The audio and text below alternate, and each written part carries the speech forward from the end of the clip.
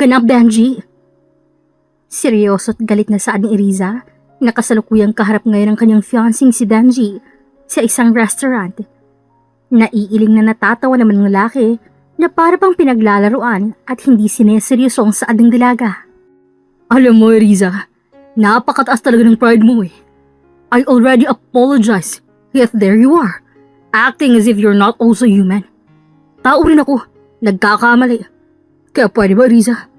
Tanggapin mo ng sorry ko. How dare you? Sa tingin mo mapapatawad kita sa ginawa mong panuloko sa akin? Huli ka na, Benji. And do you think a sorry is enough to forgive you? Kung ganun, anong gagawin ko? Luluhod sa harap mo? Sasampalin mo ako? Gawin mo na. Still, that would never be enough to prove that you are really sorry. Then what am I going to do for you to forgive me? Iriza, what are you doing? Let's end this. Tinanggal ni Iriza ang suot ng engagement ring na binigay ni Benji sa kanya nung nag-propose siya sa dalaga. Iriza, huwag na nating ituloy ang kasal natin. Dahil ang iyoko sa lahat ay pakasalan ng isang manloloko. Pabagsak nilalagay ni Iriza ang singsing sa mesa at padabog na umalis. Pero hindi pa man siyang tuluyang nakakaalis ay hinawakan ni Benji ang kanyang kamay na napakahigpit. Ano ba? Bitawan mo ako. Hindi ka aalis, Iriza. Dito ka lang. Sabing bitawan mo ako. Dala ng galit ni Iriza ay malakas niyang sinampal si Benji nang hindi siya nito binitawan. Napunta ang tingin ng ibang tao sa kanila. Pero si Iriza ay taas noo pa rin kaharap ang ex-fiancé na ngayon. Wala ka ng karapatan sa akin at lalong-lalo na sa lahat ng yaman ko. Live your life and everything you want. Just live with your different woman. Go!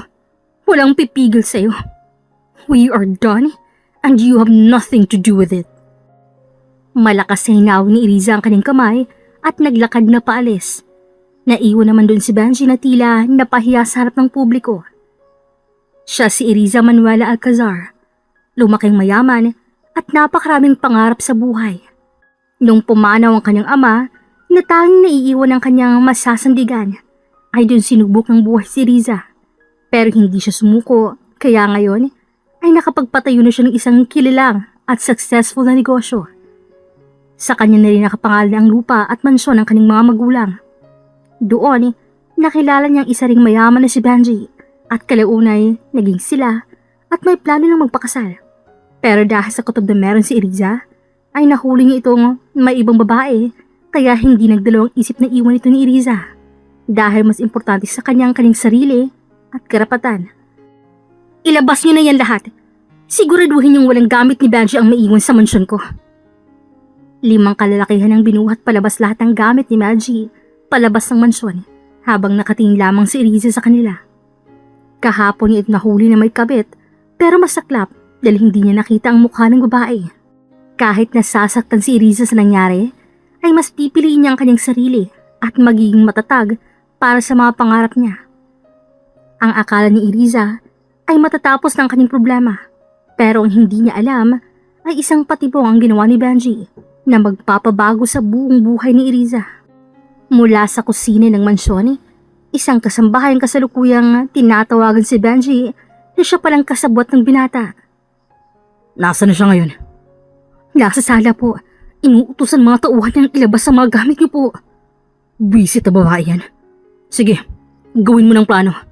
Siguraduhin mong hindi niya makahalata at malinis ang daloy ng plano ha. Dadagdagan ko ang bayad kung magawa mong utos ko. Makakaasa po kayo. Binabala ng kasambahay ang tawag.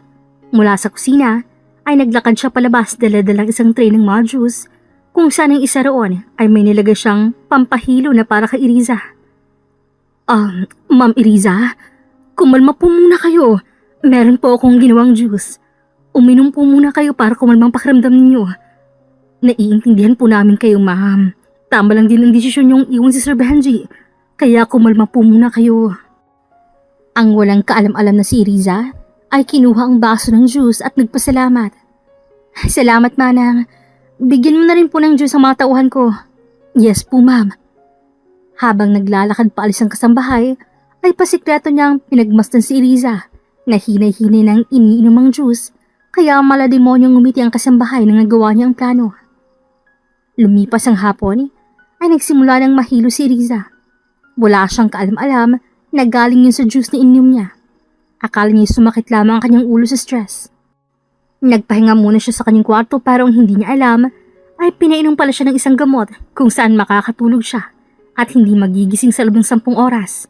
At habang tulog siya ay pasikretong pumasok si Banshee sa tulong ng kasambahay upang kunin si Riza.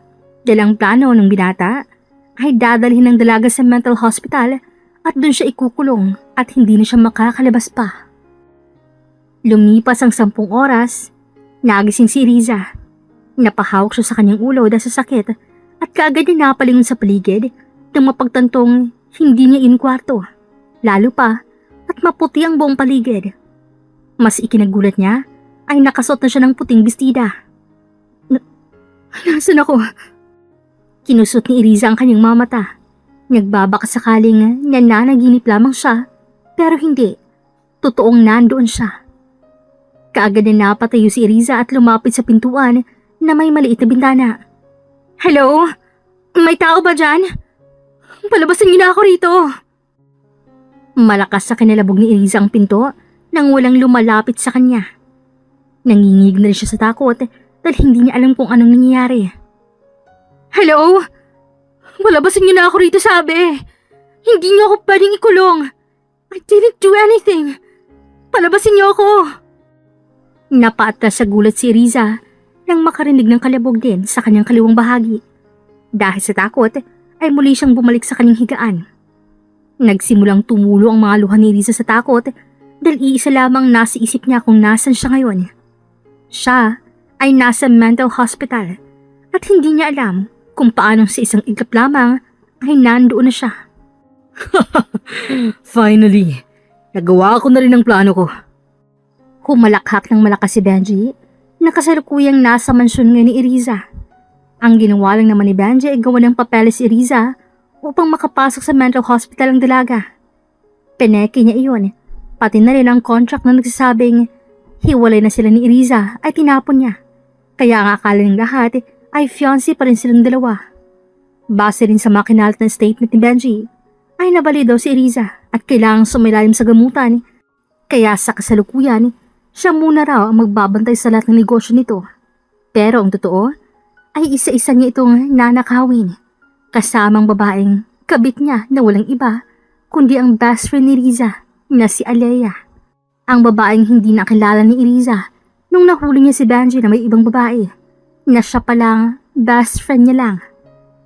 Hi, Benji?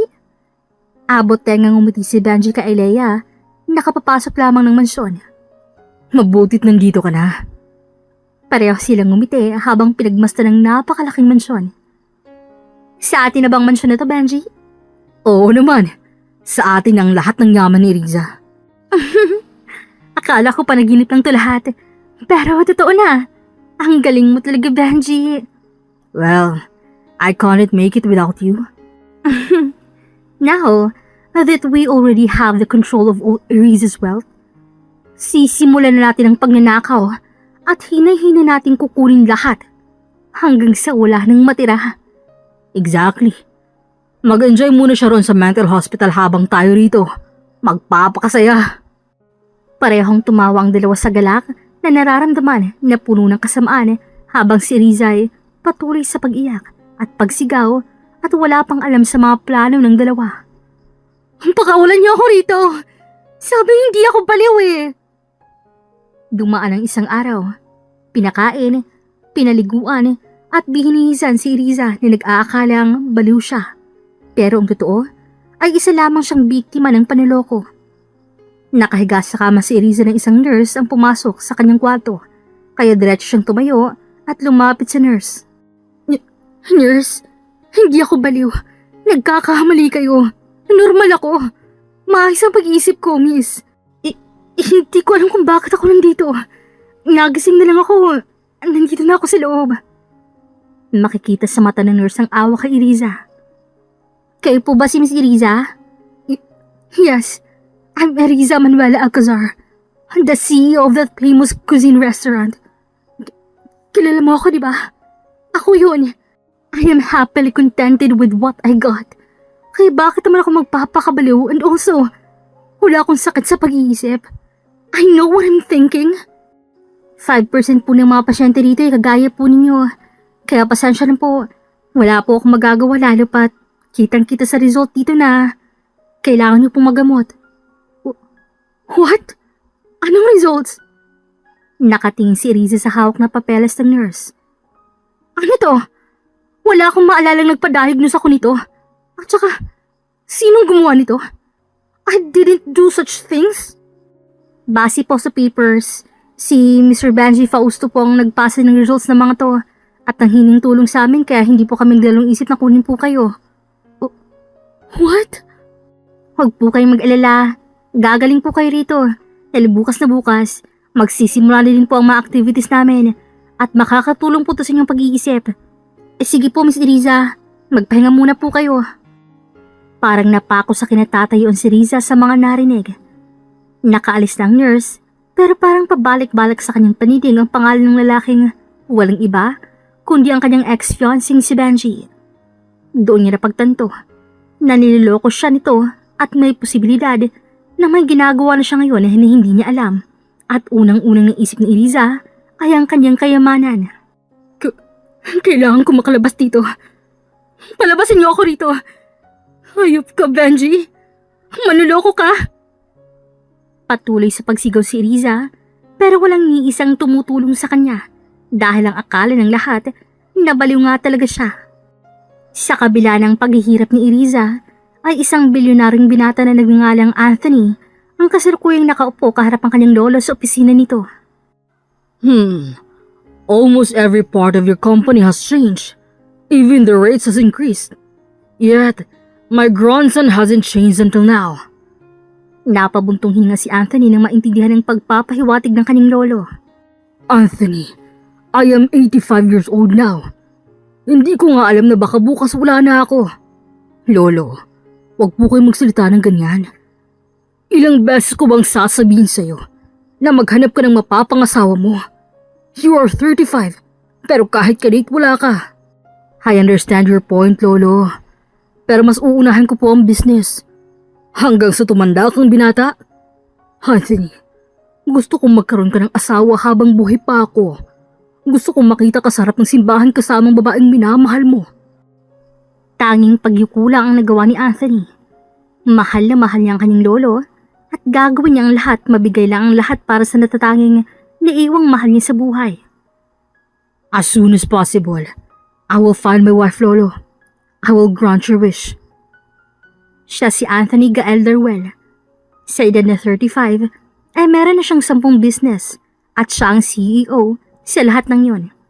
Dahil sa pagiging porsigido at sa suporta ng kanyang lolo ay nakamit ni Anthony ang mga yon at namumuhay siya bilang isang pinakamayamang bilyonaryo, ngunit no girlfriend since birth pala si Anthony.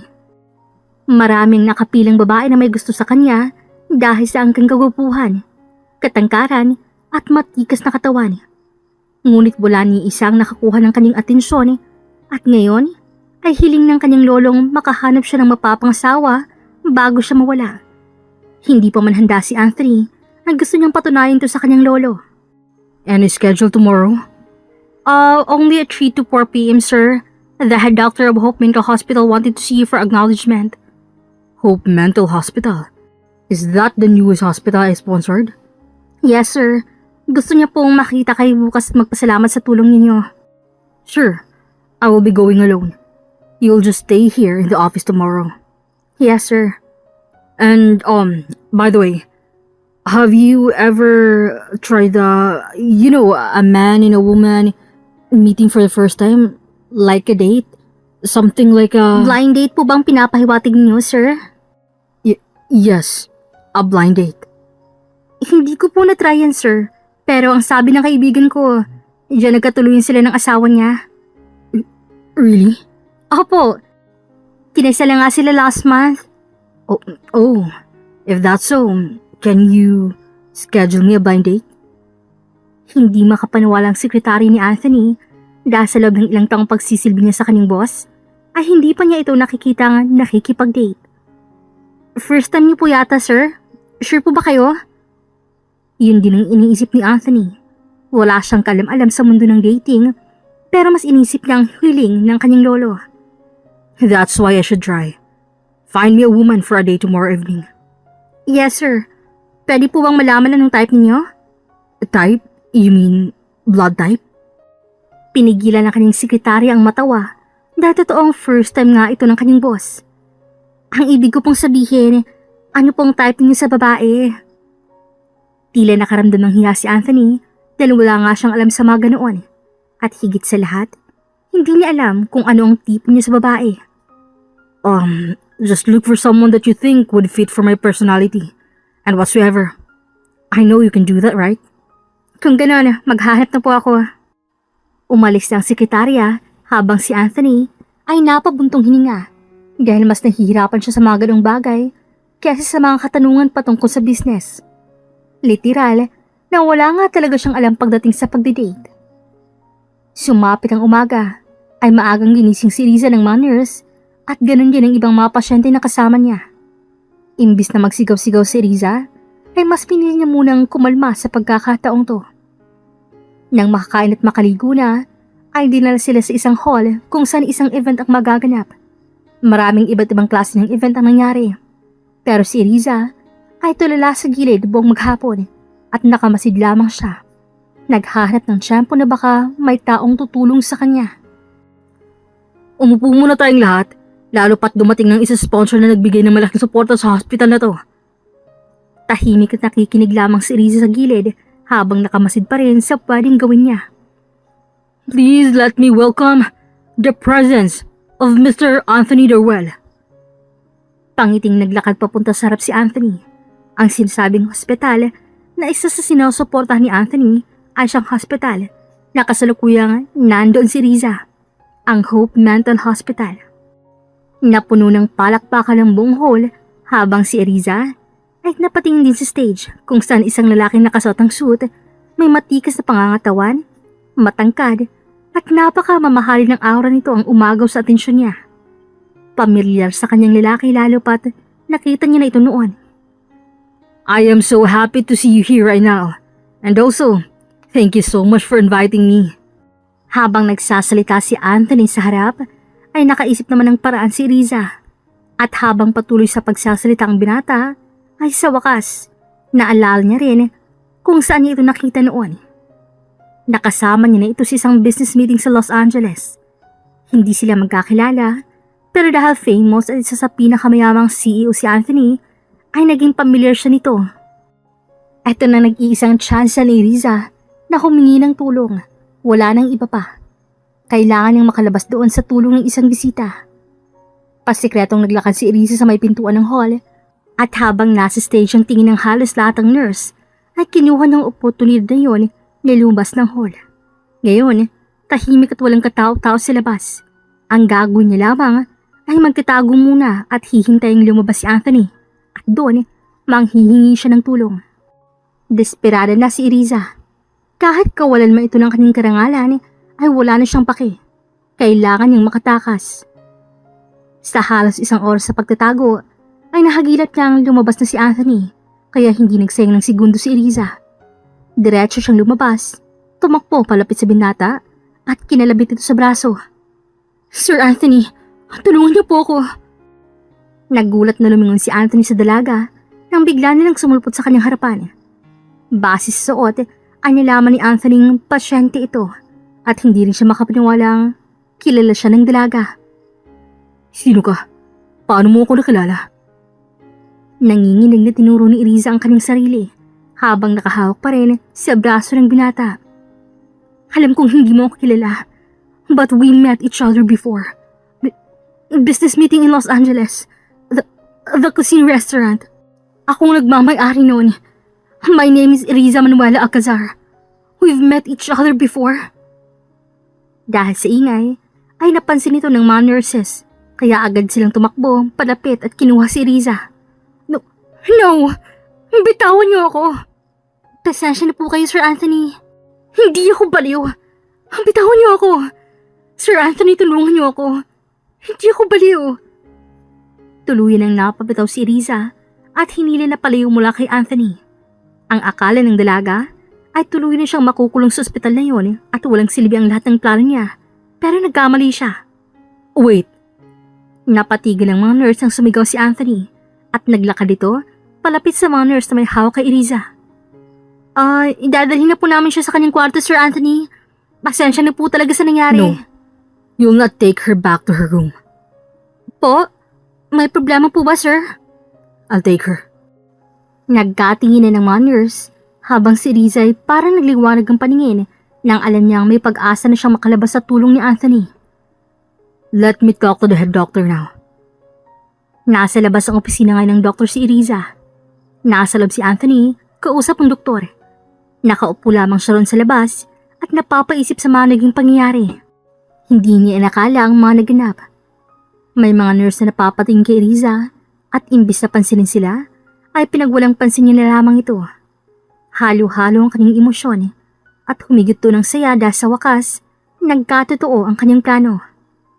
Bumukas ang pinto at iniluwa doon si Anthony. Let's go. Hindi alam ni Eliza ang kanilang pinag-uusapan pero kusa siyang tumayo at abot tenga ang ngiti. Hanggang sa makalabas na siya ng ospital. Parang tinanggalan ng tinig si Eliza dahil sa wakas, nakalabas na rin siya doon sa ospital na yon. My goodness sake! Sa wakas, nakalabas na rin ako. Thank you so much, Sir Anthony. Hindi ko kakalimutan ang tulong niyo sa akin. At dahil dyan, I want to treat you for a dinner tonight. Let's go? And where do you think you're going? I'm going to treat you tonight. So, we are going somewhere. No, I'll take you home. Huh? May bahay naman ako, Sir Anthony. Nothing to worry about. And also, I just asked for your help para makalabas ako dito. That's Yep. all. But I never said that helping you is free. Natigilan si Riza sa saading binata. Kung ganon, anong gusto mo? Cash? Business collaboration? It would be perfect. No, I only want you. What do you mean? Naglakad palapit si Anthony sa dalaga na napahangad dahil sa katangkaran ng binata. I want you to be my wife. Wife? Dinala ni Eliza mahinang pagtawang mga sinabi ni Anthony. Are you joking? It sounds funny. Really funny. So, maybe I'll go first. Bye! Umatras si Eliza at hinay-hinay naglakad paalis pero wala siyang takas sa kamay ng binata nang hawakan ito ang kanyang braso. And where do you think you're going? Sir Anthony, hindi ko naiintindihan ang sinasabi niyo. Wife? I will be your wife? Nakakatawa po kayo. I am being serious right now, Miss Eriza. I am asking you to be my wife. Pero, kakakilala niyo na lang po sa akin. Na-in love na po kayo agad? In love? Listen, Miss Eriza. I really need to look for someone to be my wife right now. It's for my grandpa's wish. He wanted to see me having a wife. And I know it may sound funny, but I respect my grandpa more than what you think. And I want to see him happy. What? You mean, you're looking for a wife for the sake of your grandpa's wish? Exactly. That's why I'm asking you to be my wife. Parang nababalo ni si Riza sa mga nangyari. Ang akala niya ay magiging malambot ang plano niya. Pero hindi pala. Kung ganon, you're actually looking for a real bride. But a temporary one just to fulfill your grandpa's wish? Am I right? Yes. Napaisip si Riza na kung hindi rin dahil sa tulong ni Anthony, hindi siya makakalabas sa ospital na yun. Kaya dapat lang na bumawi siya. If that's so, I'll go for it. Tila nagdingning ang mga mata ni Anthony sa narinig. But in one condition. What is it? Kapag naging asawa mo na ako, hindi mo ako pipigilan sa mga gagawin ko. Like what? Business? Sure. I wouldn't be a hindrance to it. No, it's not about my business. Then what is it? Revenge. I will avenge myself to my ex-fiancé who did this to me. Hindi makapaniwala si Anthony sa mga saadang dalaga. Baka sa mga mata nito ang desperadang maghiganti. Hindi pa kilala ng binata si Iriza, kaya wala siyang karapatang husgahan ng sinasabi niyang paghihiganti. Pero base sa sitwasyon niya, ninasalob siya ng mental hospital, kahit hindi naman ito baliw, ay napagtanto ng binatang niloko pala siya ng sinasabing ex-fiancé niya. Kung ganun, bilang asawa mo, tutulungan kita. Tutulungan mo ako? Bakit? Ayaw mo ba? No, that's not what I meant to say. Hindi ko lang maintindihan dahil kakilala lang natin tapos tutulungan mo ako agad. Baka kasi magsisi ka sa huli. Bakit? Gagawa ka ba ng illegal para sabing pagsisihan ko? Or maybe, he will do a crime to revenge? Of course not. I just need to get what's mine. My mansion, my business, my wealth. Then, it's a deal. I will help you, and you will also help fulfill my grandpa's wish. Deal? Inabot ni Anthony ang kanyang kamay habang si Riza ay nakatingin lamang doon at hindi sigurado dahil may isa pa siyang katanungan sa binata na gusto niyang masagot ito. May isa pa akong tanong. Binaba ni Anthony ang kanyang kamay at hindi niya inaasahang napakamasusi ng babaeng kaharap niya. What is it? May kondisyon din bang tulong gagawin mo? Paano kung sabihin kong wala? Naglabas ng malaking ngiti si Riza sa naging sagot ni Anthony. Ngayon, siyang naunang nag-abot ng kanyang kamay. Kung ganon, you will be my husband and you will help me get revenge. Deal? Yup, I will be your husband and you will be wife. For the sake of my grandpa's wish. Deal? Pinagdikit nila ang kanilang mga kamay, sinyalis ng kanilang pangako sa isa't isa. Magkatabi, tahimik at wala man lang ni isa sa kanilang dalawa ni Eliza ang nagsasalita habang nagmamaneho si Anthony papunta sa bahay nito. Nakatuon lamang ang tingin ni Eliza sa labas ng sasakyan. Hindi pa rin siya makapaniwala sa mga pangyayari at nag-iisip din siya ng mga pwede niyang gawin laban sa kanyang ex-fiancé. Tunog ng pag-ring ng phone ang kumuha sa atensyon ng dalaga na nagmumula sa phone ni Anthony. Habang nakatuon ang atensyon sa daan, ay sinagot ni Anthony ang tawag habang nakapatong ang phone. Yes? Good evening po, sir. Nasaan ko na po ang location kung saan magkita po kayo ng ka-blind date po ninyo, sir?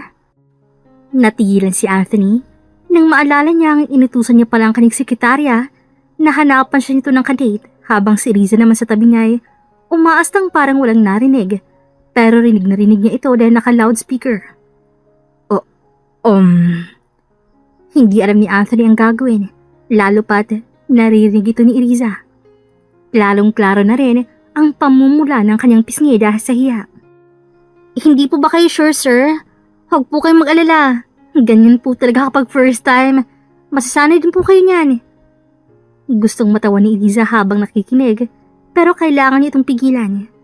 Hindi na rin kinaya ni Anthony ang hiya. Pinarking niya ang sasakyan, tsaka kinuha ang phone at seryosong kinausap kanyang sekretarya. Listen carefully. I will cancel the blind date tonight, and don't look for another.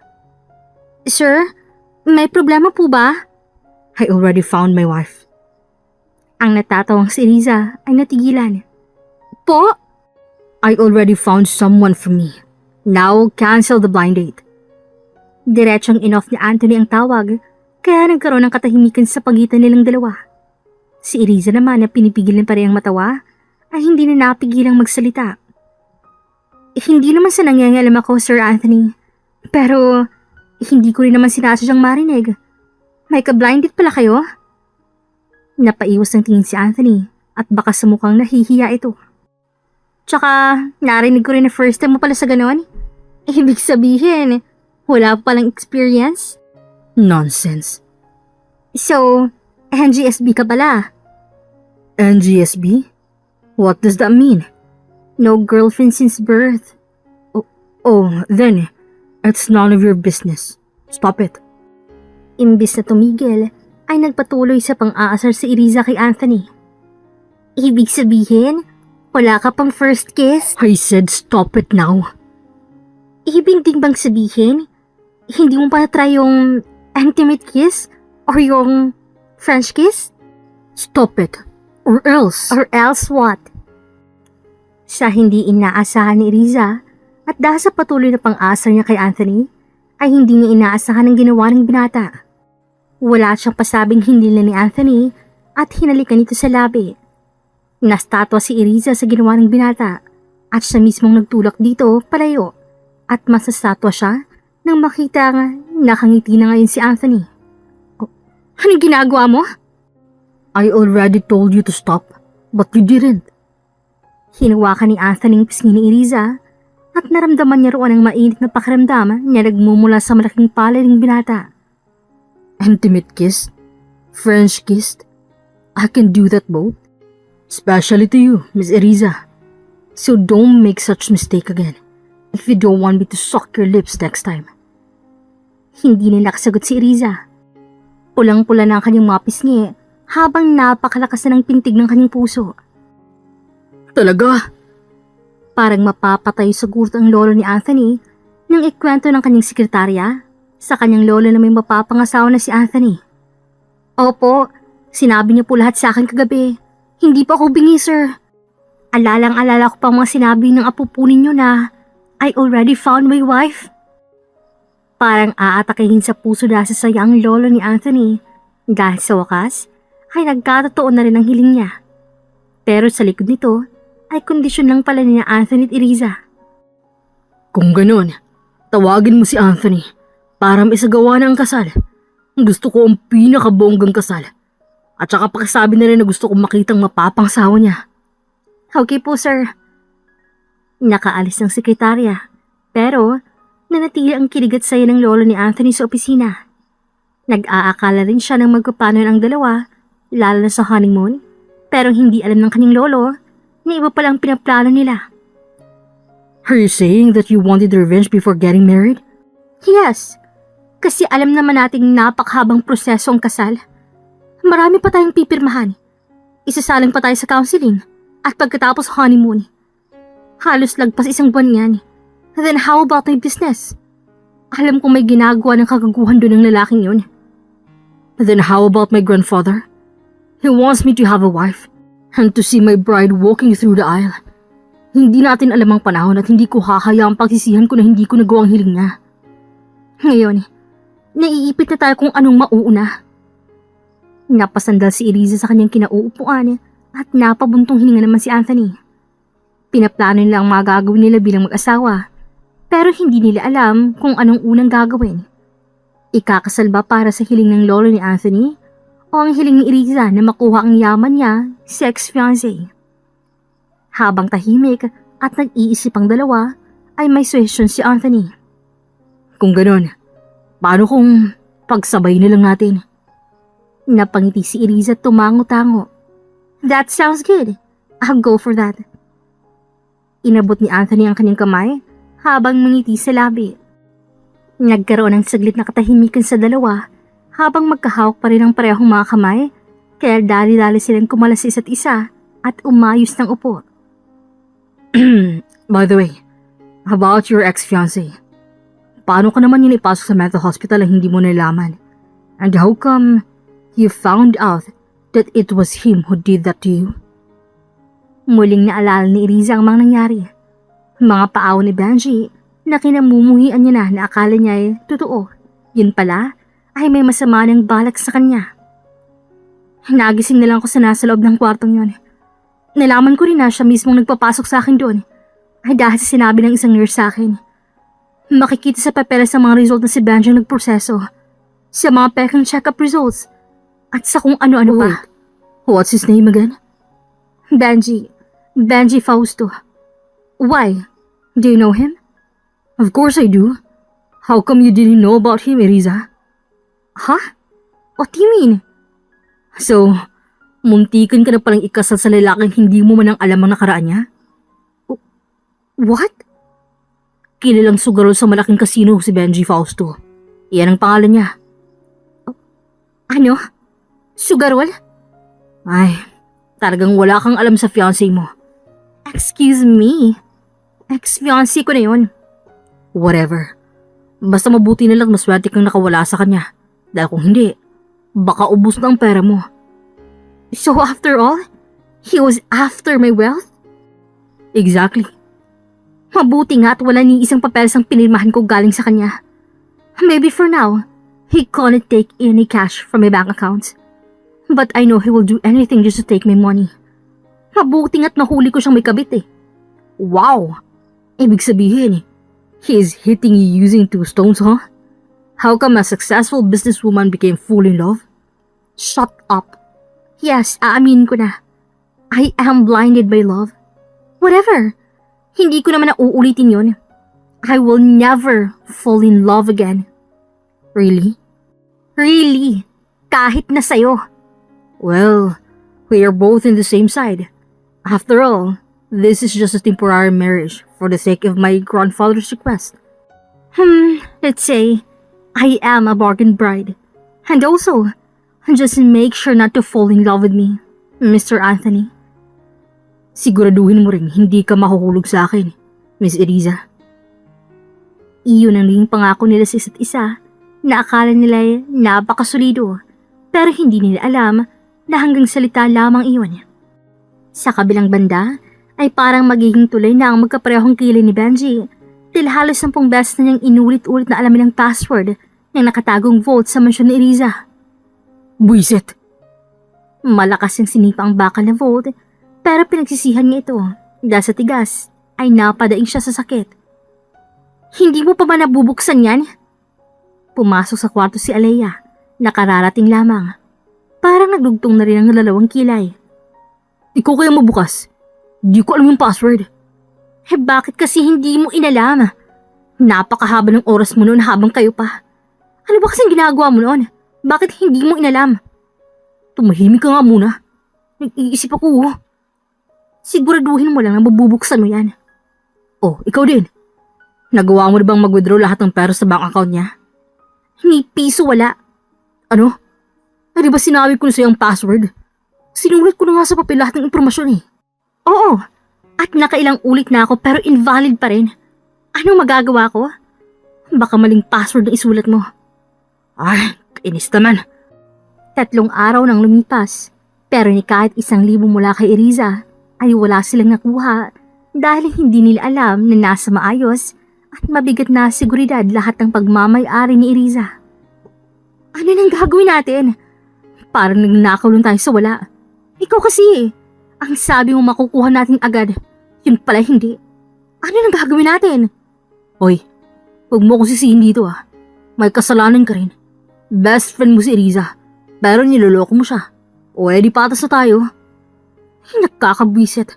Pati ang bahay na to hindi natin mabenta-benta kasi kailangan si Eriza. Tsaka ang sweldo niya. Diretso agad sa bank account niya na hindi naman natin mabuksan. Tapos yung vault na yan, kahapon pa yan. Di pa nabubuksan. Pwede ba? Tumahimik ka na muna. Magagawin to ng paraan. Alis muna ako. Kainis sa vault na to. Kapag nakulong talaga tayo, patay ka sa akin. Imbis na magsaya, dahil mananakaw nila ang lahat ng yaman ni Eriza, ay nagkakamali sila dahil nag-uumpisa ng paghihigante ni Eriza. Umalis sa mansion si Benji upang pumunta sa casino kung saan magpapahangin siya at maglalaro. Magaling at palaging nananalo sa casino si Benji, kaya magpapakalma muna siya ng pakiramdam. Sinilubong siya ng mga kaibigan niyang sugarol at kaagad na pinalaro. Pero nang hindi niya alam, nasa gilid ng casino nakamasid lamang sina Anthony at Eriza. Alam nilang pupunta ito, kaya nauna sila roon. Look at him, looking so happy with his small wins. Pinagmasdan ni Eriza kung paano adik na adik sa sugal si Benji. Noon ay wala talaga siyang ideya na sugarol palang kanyang ex-fiancé. Naakala niya ay mula sa negosyo niya ang pera. Yun pala ay sa sugal. Dumaan ang ilang minuto at ang kinahihintay nilang dalawa, lalo na si Eriza, sumugal ang 5-digit cash si Benji. At doon, sumanya si Anthony sa isang laking siyang kasabot nila sa plano. So, what's your actual plan, Anthony? Mind you if you tell me? Ang sabi ni Anthony kanina ay sekreto niya muna ang kanyang plano kay Eriza. Maamong lumingon ng binata sa kanya na si Eriza namang handa nang marinig kung ano talaga ang plano nito. Nilapit ni Anthony ang sarili kay Eriza at may binulong. Just watch and you'll see. Matapos ang bulong na yun, ay isang malakas na pagsigaw mula sa isang naglalaro at ito'y walang iba kundi si Benji. Hindi. Hindi pwede. Hindi dapat ako matalo. Malaking perang sinugal ko. Dapat panalo ako. Hindi makapaniwala si Riza. Natawa siya nang makitang sumisigaw na si Benji. Now, he lost tons of money. So, yun pa ang plano mo. Hintayin sumugol ng malaking pera si Benji bago mo sinanisan ng kasabot upang matalo siya. Exactly. Now that he lost tons of cash, I don't think he would come back here again. Thanks, Anthony. Let's go. Inabot ni Anthony ang kanyang kamay kay Riza na natatawa pa rin sa itsura ng kanyang ex-fiancé na parang batang nagwawild sa sahig. At gaya na napag-usapan nilang dalawa, ay ipagsasabay nila ang plano. Kaya pagkatapos ng unang paghihiganti ni Riza, ay oras na naman para sa kondisyon ni Anthony. Okay na ba to? Mas mabuti yata ang tanggalin ko tong bracelet para hindi masyadong OA tingnan. Ano sa tingin mo ang bagay na kuwalis sa bag dito? Riza, calm down. Mahirap kumalma, Anthony. Dapat talaga presentable ako nakaharap sa lolo mo. But everything you wear is already presentable. And gorgeous. Talaga? Marunong ka rin palang mag-compliment. So, tara na? Papunta sila ngayon sa isang restaurant kung saan doon makikipagkita ang lolo ni Anthony.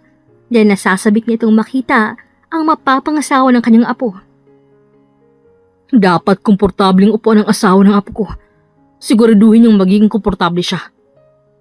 Maya-maya pa'y dumating na rin sina Anthony. Napansin niya agad na nag-aayos ng upuan ng kanyang lolo. Kaya kagad na tumakbo ang binata palapit at pinahinto siya. Lo, anong ginagawa mo? Let the waiter and waitress do the work.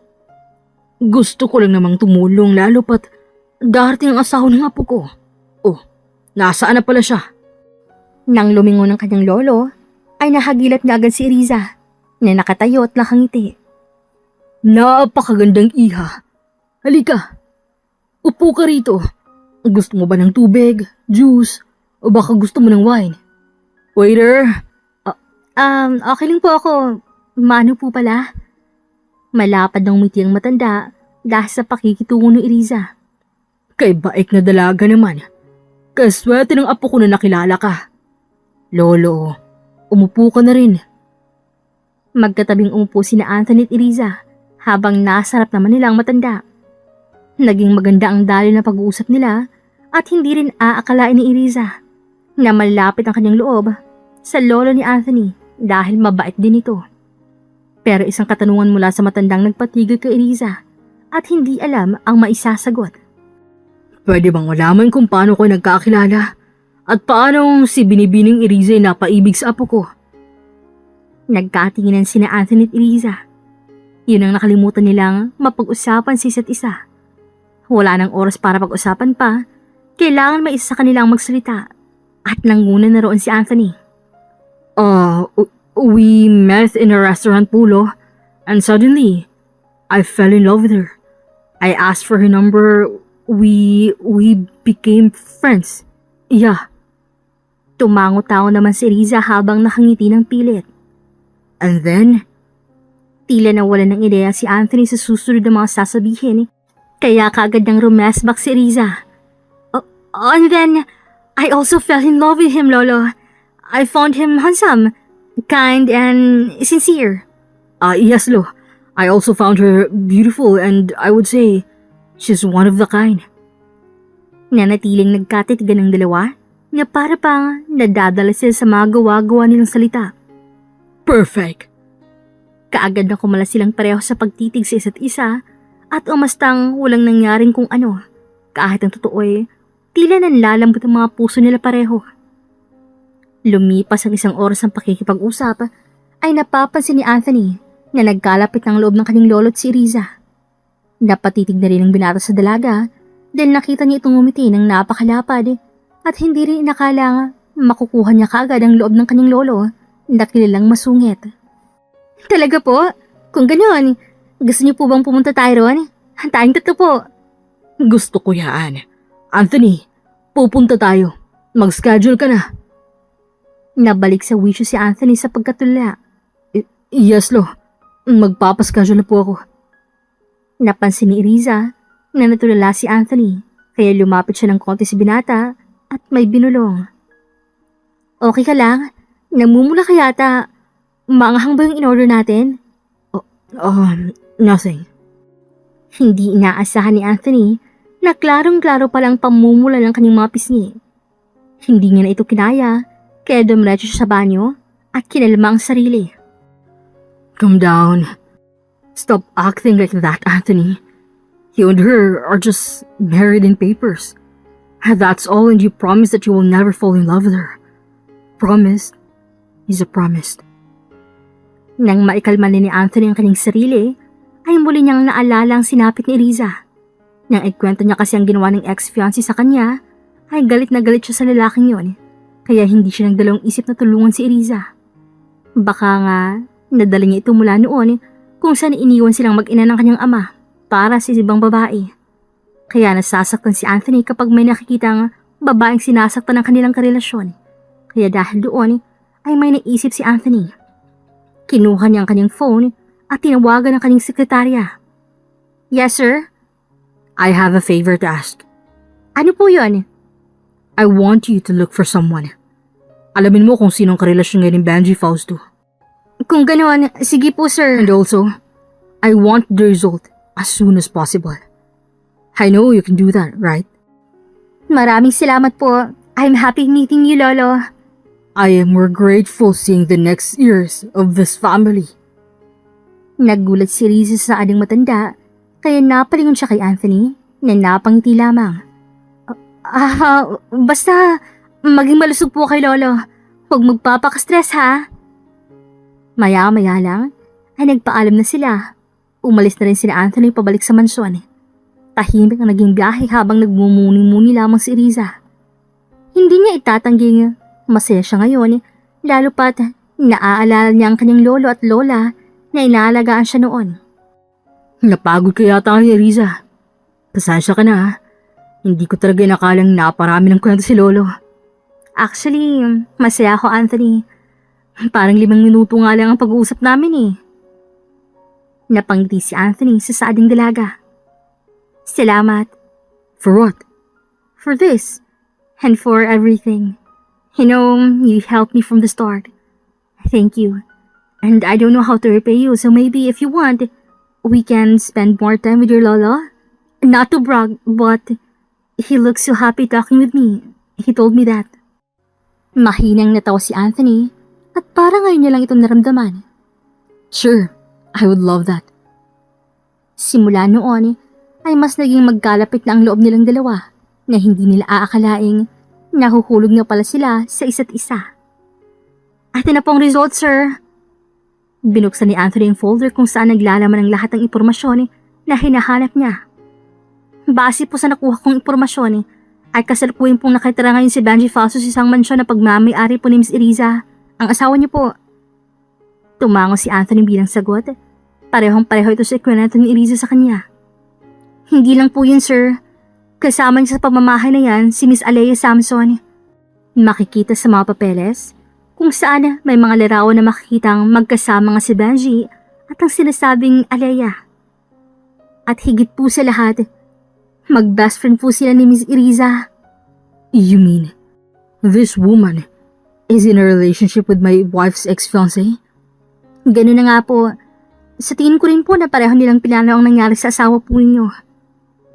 Pabagsak na nilapag ni Anthony ang mga papeles dahil hindi niya inaakalang ang best friend pa talaga ni Eliza ang isa sa manluloko sa kanya. I need to see my wife.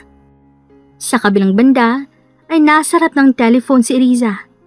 Kanina pa siya nagdadalawang isip dahil ang plano niya ay tawagan ang kanyang best friend na si Alea. Gusto niyang ipaalam ito sa kaibigan ng mga nangyari pero hindi niya alam kung paano sisimulan. Okay, calm down. Just tell her what happened to you, Eliza. Kinalma ni Eliza ang sarili bago pinindot ang mga numero upang tawagan ni si Alea. Pero nung pipindutin niya na sana ang huling numero, ay isang tawag mula sa kanyang phone ang nagpatigil. Anthony? Di ba may meeting siya ngayon? Bakit siya tumatawag? Binaba muna ni Eliza ang telepono, tsaka sinagot ang tawag ni Anthony. Anthony, napatawag ka? Where are you right now? Nasa bahay. Bakit? What are you doing? Tatawagin ko sana ang kaibigan ko. Maybe she can help me with my situation. Stop. Huwag mo siyang tatawagan. Ha? What happened? Just don't. Parating na ako dyan. Wait for me. And please, don't call your friend right now. Or anyone. Hindi alam ni Eriza ang mga nangyayari. Pero, nagtiwala siya sa kanyang asawa. Sige, hihintayin kita. Uminom ka muna ng tubig. Nag-aalalang iniabot ni Eriza ang tubig kay Anthony na nakatitig lamang sa kanya na may pag-aalala sa mukha nang dilaga namang walang ideya. So, anong gusto mong pag-usapan natin? Gulat na gulat ka yata. Tsaka kanina pala, tatawagin ko sana ang kaibigan ko eh. Close kami bata pa lang, kaya gusto kong sabihin sa kanya kasi yun ang pinangako namin sa isa't isa, na kapag may problema, lalapitan lang namin ng isa't isa. Bakit nga pala, Anthony? Is your friend named Alea? Alea Samson? Paano mo nalaman? Yes, she's my best friend. My childhood best friend. Paano mo siya nakilala? Nagkita ba kayo? Eriza, Bakit? Anong problema? Nahirapang sabihin ni Anthony ang totoo, pero alam niyang para ito sa ikabubuti ni Eriza. she's not your best friend anymore. Ha? Anong ibig mong sabihin? Inabot ni Anthony ang folder kung saan naglalaman ng malarawan at nang makita ni Eriza ay para siyang binuhusan ng malamig na tubig. Your ex-fiancé is having an affair with your best friend. Hindi nakasagot si Eriza. Nanatili ang kanyang tingin sa larawan kung saan parehong nakangiti si Benji at si Alea at may mga larawan ding naghahalikan sila. I wanted to help you. That's why I decided to look for Benji's information. And I found out that he's having an affair with your best friend. Kusang tumulo ang mga luha sa mata ni Eriza. Parang sinaksak siya sa mga katotohanang narinig. Eriza, I'm fine. Thank you, Anthony. Kung hindi mo agad nasabi sa akin, hindi ko alam ang mangyayari. Pero imbis na magpadala sa lungkot, ay mas pinili ni Eriza magalit sa babaeng nakasama niya na napakatagal, pero lolokohin lang pala siya. Ngayon na alam ko lang siya ang kabit, magbabayad siya sa akin. I will give her pain. I'll make their lives miserable. Ay... Pabagsak na humiga sa sofa si Alea. Pinagmamasdan niya ang magandang chandelier sa taas at napangiti. Lalakuhan niya rin ang gusto niya. Nawala na rin ang inggit niya kay Eriza na tinitiis niya noon pa lang. Mabulok kasi mental hospital, Eriza. Kahit nahirapan kami makuha ang pera mo ngayon, gagawin pa rin namin ang lahat. I deserve every inch of your wealth. Akin na lahat to. Habang tumatawa si saya si Alea, ay natigilan siya nang maramdamang may gumapang sa paanan niya. Hindi niya lamang ito pinansin at pumikit para magpahinga. Pero maya-maya lamang ay naramdaman niya namang may gumapang pero sa balikat niya na. Nang tingnan niya ito, ay kaagad siyang napasigaw ng isang napakalaking daga pala ito. Napatayo siya at nagsisigaw, pero hindi doon nagtatapos dahil may isa pang lumabas at dumaan sa paanan niya. Hanggang sa naging 3, 5, 8 at hindi niya na mabilang ng mga daga. Umiiyak na tumakbo palabas si Alea nang mapuno ng tumatakbong daga ang mansyon at nadulas pa talaga siya sa may pintuan dahil sa pagmamadali. Sa kabilang banda ay natatawang pinagmasdan ni Eriza at Anthony sa loob ng sasakyan si Alea na umiiyak na tumatakbo. Plinano pala nila ito na kapag mag-isa na si Alea sa mansyon ay lalagyan nila ng mga daga at hayaang matakot si Alea. I think it's done. Let's go. Pinaharurot na ni Anthony ang sasakyan nang magawa na nila ang plano at naiwan doon si Alea walang kaalam-alam na hinay-hinay na palang naghihigante ang babaeng inapi nila. Aray! Hinay-hinay naman, Dok! Galaw po kasi kayo ng galaw. Aha! So kasalanan ko pang nakagat ako ng daga? Alea, kumalma ka nga. Maraming pasyente oh. Di ka ba nahihiya? Kasalukuyang nasa ospital sila ngayon ni Alea at Benji. Matapos ang pangyayari, ay nakagat ng daga si Alea sa paa. Dahil pinapalo-palo niya ang mga daga sa sahig, kaya kinagat siya. Nang dumating din si Benji na abutan niyang mga daga, kaya kaagad siyang tumawag ng pwedeng tumulong. At dumiretso sila sa ospital para ipa-inject si Alea na inis pa din sa pagmumuka. Tapos na ma'am, babalik po kayo next week para ma-inject kayo ulit. Babalik na naman? Kung ngayon na lang kaya ninyo i-inject? Maraming taong napapatingin na sa kanila dahil sa ugaling meron si Alea. May nagre-reklamo na si ingin niya pero wala siyang paki. Lalo na't maldita talaga itong si Alea. Eh ang bahay din naman yan oh. Nagtitipid ako, Dok. Gagasto na naman ako. So pwede ba ngayon na lang? Pwede naman po ma'am. Pero sa pagkakalam ko po bilang isang doktor, masyadong malakas ang gamot na to at malaking posibilidad na matitigok kayo. Ano? Gusto niyo po ba ma'am? Matitigok? As in, patay? Opo. Umupo na po kayo kung gusto niyo. Hindi na. Babalik na lang kami next week, Doc. Benji, let's go. Nakasimangot na naglalakad palabas sina Benji at Alea. Mainit ang sinag ng araw at wala silang sasakyan.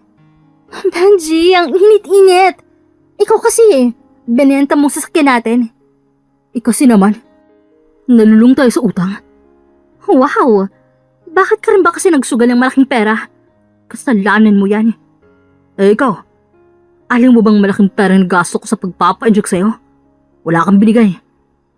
So kasalanan ko pang nakagat ako? Ay, nakakainis. Bakit mo kasi pinalo yung daga? Maglinis ka kasi ng bahay para walang daga. Kailan ba kasi natin mabebenta ang mansyon? Kapag nabenta natin yon. Hello? Mayaman na tayong Benji. Kailan ka ba kasi kikilos? Nag-iisip ako, okay? Puntahan na lang natin si Eriza. Ipapirma na lang natin ang dokumento. Easy as that. Easy. Sige nga, ikaw ang gumawa. Hala, bakit ako? Siyempre, kapag nakita niya ako magalit siya. Baka nakakalimutan mong hindi siya totoong baliw. At saka dapat ikaw, kasi best friend kayo. Teka, may tama ka rin no? Bakit ba ngayon mo lang naisip yan? Sige, ako ang kakausap kay Eriza. Lolokohin ko siya na makakalabas siya roon kapag pumirma siya sa mga papeles. O, diba? Pwede. Basta samahan mo ako Magtago ka lang. Tsaka, mas mabuting ihanda mo ng mga papeles. Malademonyong ngumiti silang dalawa dahil sa saya. Pero ang hindi niya alam, napatibong na pala ito ni Eriza at Anthony. Imbis na silang magpakita, ay hahayaan nilang sila mismo maghahanap kay Eriza.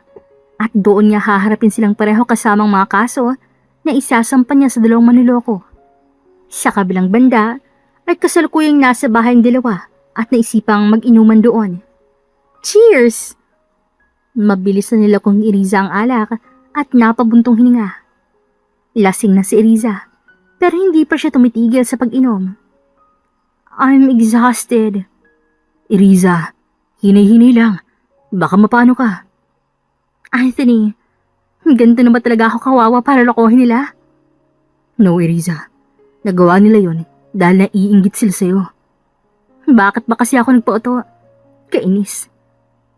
Eriza, listen. I will help you. Kung inutukan man nila, hindi ko gagawin yun sa'yo. Anthony, do you like me? Natigilan si Anthony at hindi nakasagot sa biglaang tanong ni Eriza. Why would you say such thing? Hey, answer me. Do you like me? Hinawakan ng lasing na si Eriza ang dalawang pisngi ni Anthony. I'll ask you again. Do you like me? Mas lumakas ang pintig ng puso ni Anthony nang mas nilapit ni Eriza ang kanyang muka. If I told you that I like you, what would you feel? I promise that I will not fall in love with you, Eriza. Pero hindi ko na makontrol ang nararamdaman ko. Enough with your reasons. I just wanted to hear if you truly like me, Anthony. I do. I like you, Eriza. Ang lasing na si Eriza ay parang binuhusan ng malamig na tubig dahil hindi niya akalaing pareho sila ng nararamdaman sa isa't isa. And so I am. What? I like you too, Anthony.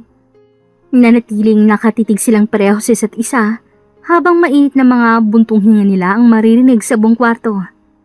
Sa tahimik at madilim na mansyon ay kusang gumalaw ang katawan ni Eriza. hanggang sa dumapo ang kanyang labi kay Anthony. Let's continue the kiss we made inside your car. But this time, let's make it longer. Do you want it? If you kiss me again, I'll never stop myself anymore, Eriza. Then I'll kiss you. Mabilis na hinilka ni Eriza si Anthony habang may matamis na ngiti sa kanyang labi. At doon, naglabas ng mapang-akit ng ngiti si Anthony at parang halimaw na hinalikan si Eriza. Gamit ang dalawang malalaki niyang kamay, ay inikot niya ito sa pakurbang bewang ni Eriza at saka binuhat na walang kahirap-hirap ang dalaga papunta sa kanyang hita. At ngayon ay nakapatong si Eriza kay Anthony at pinagpatuloy ang mainit nilang paghahalikan at sa mas mainit pang mga magaganap. Basta tandaan mo ha, maaawa ka kay Eriza. Pakitaan mo siya ng awa para makuha mong loob niya. Naiintindihan? Yes, I can do this. Sige na, pumasok ka na. Dito lang ako sa labas maghihintay. Siguraduhin mong makakapirma siya ha. Taas noong pumasok sa mental hospital si Alea. Naabutan niyang mga nurse na may kanya-kanyang inaasikaso. Lumapit siya sa isang nurse sa may front desk upang magtanong. Magandang hapon po, ma'am. Magandang hapon. Pwede mo makausap si Eriza Manuela Alcazar? Isa siya sa pasyente dito. Teka lang po, ma'am. Eriza? Pasensya na po pero wala pong Eriza na pasyente po rito. Ha? Baka hindi mo nabasa. At tingnan mo ulit. Wala po talaga, mami. What? Anong wala? Dito nga siya pinasok. Baka nagbubulag-bulagan ka lang, miss. Akin na nga't ako nang tumingin. Sabing wala nga. Napakatigas yata ng kokote mo, Alea. Natigilan si Alea nang marinig ang pamilya na boses sa kanyang likuran at nang lumingon siya ito'y walang iba kundi si Eriza. Kaagad na umakting si Alea gaya na pag-usapan nila. Eriza! Oh, Diyos ko po! Kamusta ka? Pinapakain ka ba nila rito ng tama? Nakakatulog ka ba ng maayos? Wala ka bang sugat? Get your hands off me. Ha? Eriza, okay ka lang? Hindi na pinatagal ni Eriza ang gustong-gusto niya nang gawin kay Alea. Malakas ang sinampalang babae sa pisngi. Eriza, bakit mo ko sinampal? Tumigil ka na sa drama mo. O gusto mong kalad ka rin kita gamit ang buhok mo? Nurse, tulungan niyo ako. Nababalo ng kaibigan ko.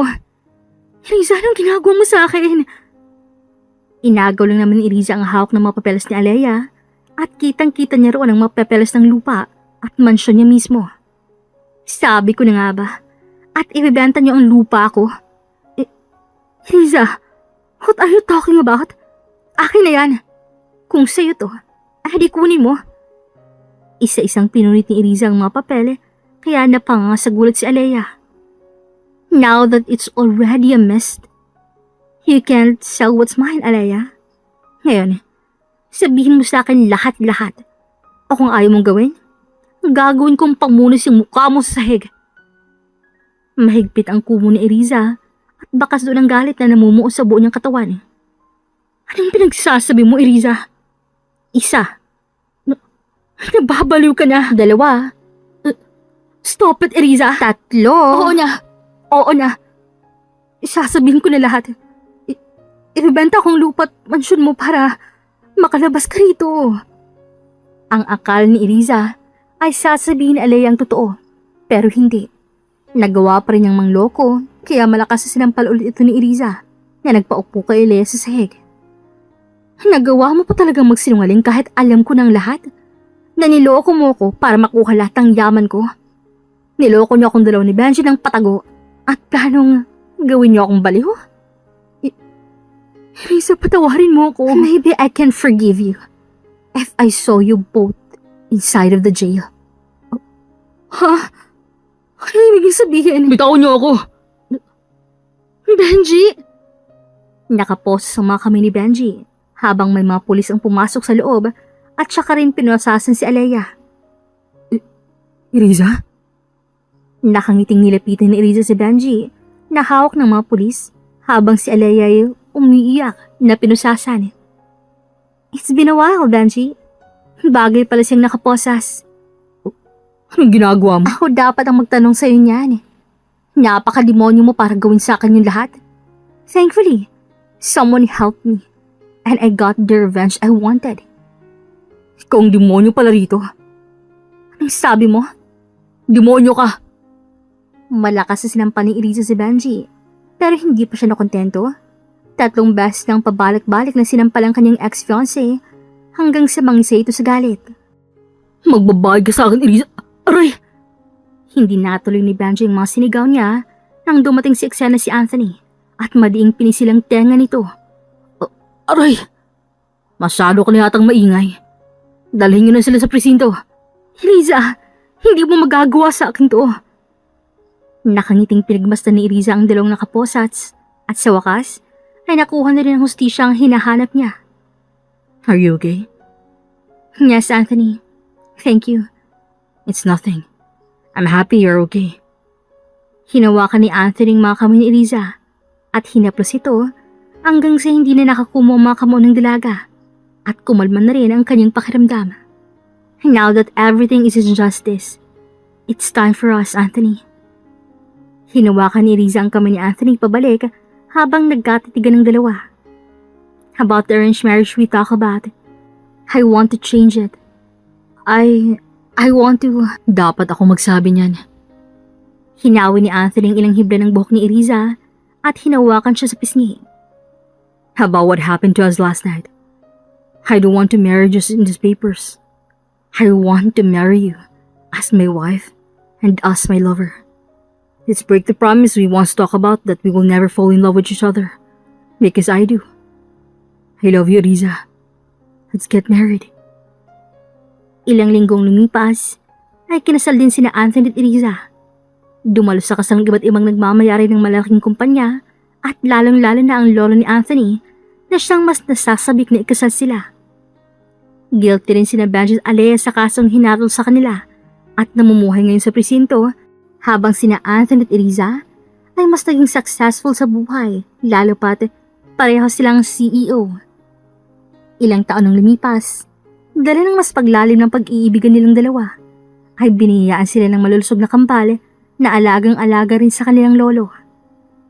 Nagsimula man sa kondisyon ang kwento ni na Anthony at Eriza, at kahit sa konting panahon lamang sila nagkakilala, ay hindi pa rin matutumbasan ang tunay na pagmamahal na nabuo nilang pareho. Sabay nilang nilabanan ng mga bagabag sa kanilang buhay hanggang sa biniyayaan sila ng isang masayang pamilya. Maraming salamat po sa pakikinig. Hanggang sa susunod po ulit na kwento. This is Regine here in Kuya Agustin Stories. Amping!